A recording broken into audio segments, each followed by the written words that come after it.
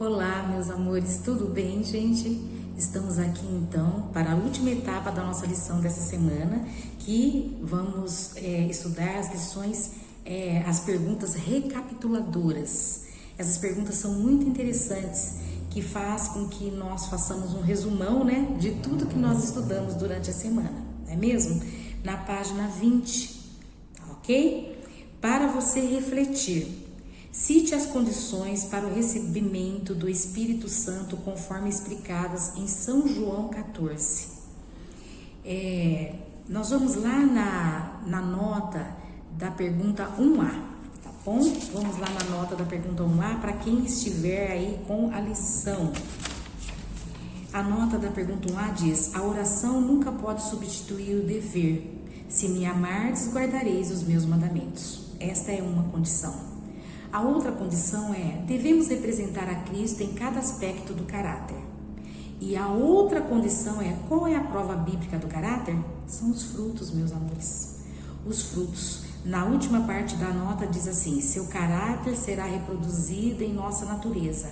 Assim produziremos os frutos do Espírito Santo. Então são essas as três condições: guardar os mandamentos de Deus, representar a Cristo na nossa vida e produzir frutos. Essa representação de Cristo tem que aparecer em forma de frutos. Frutos como? De bondade, de honestidade, de verdade, né? Porque aquelas pessoas que serão salvas, na sua boca não se achou engano.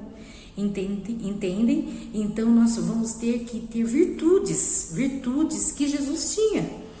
Que Jesus, ele implanta em nós essas virtudes. A partir do momento que nós começamos a obedecer, nós vamos sendo moldados segundo o caráter de Cristo. E agora nós passamos a ter essa experiência que vai fazer toda a diferença na hora do recebimento em plenitude do Espírito Santo. Porque se nós não obedecermos, nós não vamos alcançar essa bênção, né? Essa bênção de ser cheios do Espírito Santo para anunciar a mensagem do Senhor com ousadia. 2. Por que não devemos tentar basear nossa fé numa data específica? Vamos lá na nota da pergunta 2B. Diz lá em Deuteronômios 29 que as coisas encobertas é para nosso Deus, mas as coisas reveladas são para nós e nossos filhos. Então, aquilo que não nos compete saber é só da esfera de Deus, e isso não vai implicar em nós a nossa salvação ou não.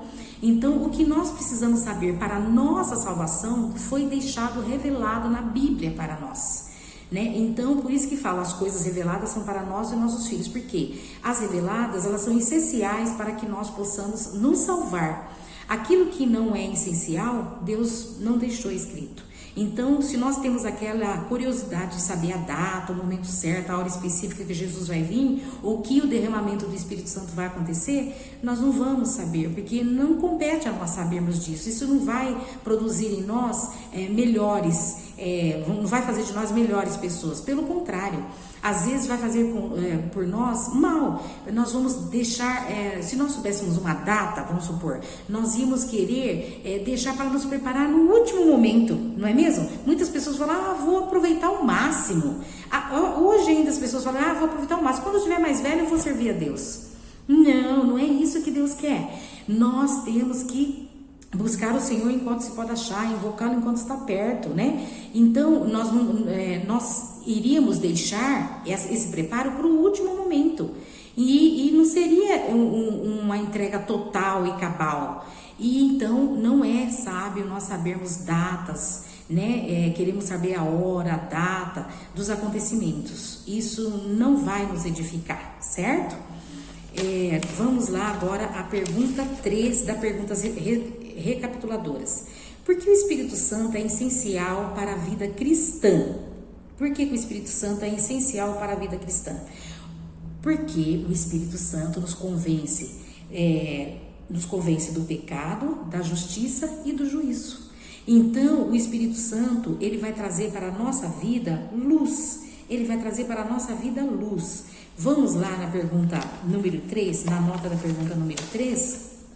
Então, vem fazendo menção, né, que o Espírito Santo, ele vai fazer por nós aquilo que nós não imaginamos e nem pensamos. Diz aqui, ó, é o Espírito Santo que torna eficaz o que foi realizado pelo Redentor do mundo. É pelo Espírito que o coração se torna puro. É por ele que o crente se torna participante da natureza divina. Então, para que nós precisamos, então, por que é essencial o Espírito Santo em nossa vida? Para nos fazer participantes da natureza divina. Só mediante a influência do Espírito Santo em nós é que nós vamos conseguir ser semelhantes a Cristo. 4. Qual era o foco principal das preces nas primeiras reuniões da igreja? Na pergunta, na nota 4A, vamos lá? Na pergunta 4A. Na pergunta 4A vem ali fazendo menção, né? Diz aqui, os discípulos sentiam a própria necessidade espiritual e clamavam ao Senhor pela santa unção que os haveria de capacitar para a obra, de salvar almas. Não suplicavam a bênção apenas para si. Eles clamavam pelo poder que Cristo havia prometido. Então, meus queridos, nós temos que fazer igualmente os discípulos. Qual era o foco principal deles? Era mudar a sua vida. Eles sentiam aquela necessidade de estarem o quê? Mais junto de Cristo. E nós temos que ter essa necessidade. Nós estamos vivendo exatamente nesse momento a necessidade de sermos mais íntimos de Cristo, para que nós possamos nos preparar e fazer a vontade de Deus e assim recebermos o Espírito Santo. Diz aqui que eles suplicavam para que o Espírito Santo fosse derramado neles para capacitá-los a levar a mensagem a outras pessoas, né? Então diz, enquanto esperavam pelo cumprimento da promessa, os discípulos humilhavam o coração em verdadeiro arrependimento e confessavam a sua própria incredulidade. E nós devemos fazer a mesma coisa, tá bom?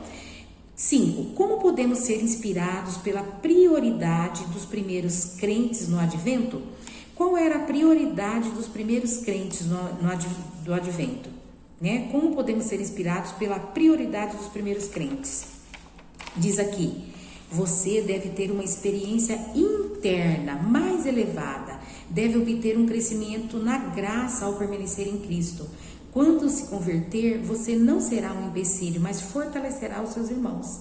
Então, por que eu tenho que ter essa experiência? Para que eu possa ser uma mão ajudadora, para que eu possa ser um apoio àquele que está fraco, que está manquejando, né, espiritualmente. Então, essa era a preocupação dos primeiros crentes do advento, né? Diz aqui que permanecer em Cristo é escolher apenas a disposição de Cristo para que os interesses dele sejam identificados com os seus. Permaneça nele para ser e fazer apenas o que ele quiser.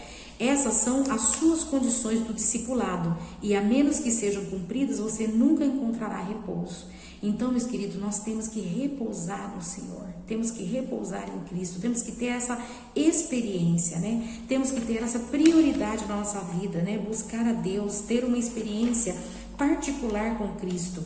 Então, a prioridade deles era isso, né? Se prepararem para o segundo advento de Cristo, né? Então, os crentes, eles receberam Cristo, andaram com ele, os discípulos, né? Muitos crentes tiveram essa oportunidade, que foi a sua primeira vinda, mas ele vai vir de novo, ele prometeu, ele foi, mas ele vai voltar de novo, e nós temos que estar preparados, meus queridos, e para isso nós temos que ter uma intimidade com Cristo, para que ele possa assim, nos levar, vir e nos levar para este lugar que ele foi preparar, né? Essa nova terra, esse novo lar que nós vamos morar, onde não há as inconveniências deste mundo, desta vida, tá bom? Foi um prazer passar a lição para vocês, com vocês, né? Que Deus abençoe a vida de cada um e que nós possamos, né, não esquecer dessa lição, né? Que nós possamos desejar o derramamento do Espírito Santo, mas que para isso nós precisamos entender o que o Espírito Santo tem que fazer na nossa vida e que nós possamos desejar também a vinda de Cristo, os dois maiores acontecimentos, o derramamento do Espírito Santo e a volta de Jesus. Que Deus abençoe vocês. Um forte abraço, um beijo no coração de vocês, tá bom? Fiquem com Deus. Feliz sábado.